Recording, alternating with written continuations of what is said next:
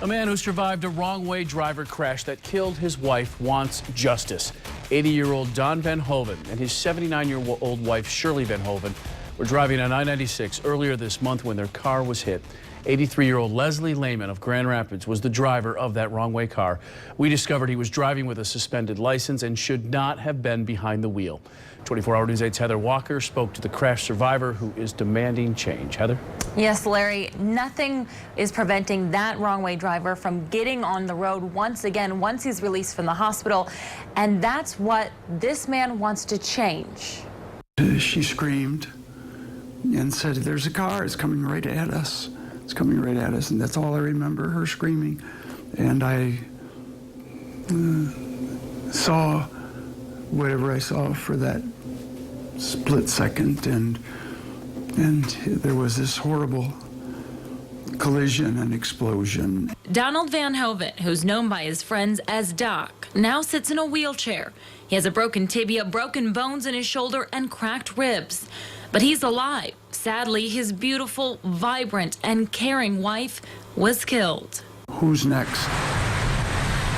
The wrong-way driver, Leslie Lehman, was involved in an accident previous to this back in April. A fender bender he was at fault for and ticketed.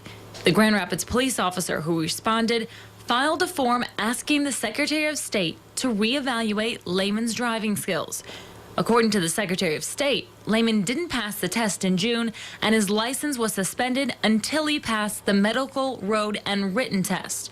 A family friend says Lehman figured a way to trick the system, leaving the car involved in that crash in the driveway and driving another car. I am raging with wrath about what he did, and what he did, from all appearances, with all the warnings, with all the efforts to restrain him, he still went ahead and did it, and will walk away from it. He wants the driver to be prosecuted to the full extent of the law, and for there to be a review of the system in place preventing unlicensed drivers from getting on the road. There has to be something within the law that can be done and could have been done and wasn't done. And I call on anybody who cares to protect the ones they love, like our Shirley, our Nana, my wife. To protect them, somebody has got to stand up and not let the next one happen. The driver remains in the hospital. His condition has been upgraded to fair. The prosecutor's office has not filed charges at this time.